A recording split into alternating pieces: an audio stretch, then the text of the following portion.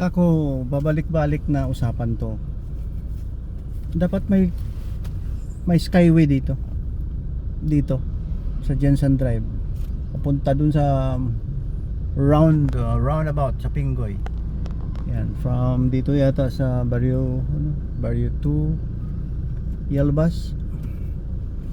Punta dun sa Pingoy. Masikip oh.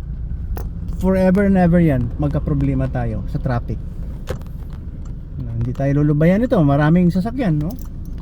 Maraming huhulihin ng mga buaya. Yan. Maghanap ng mali.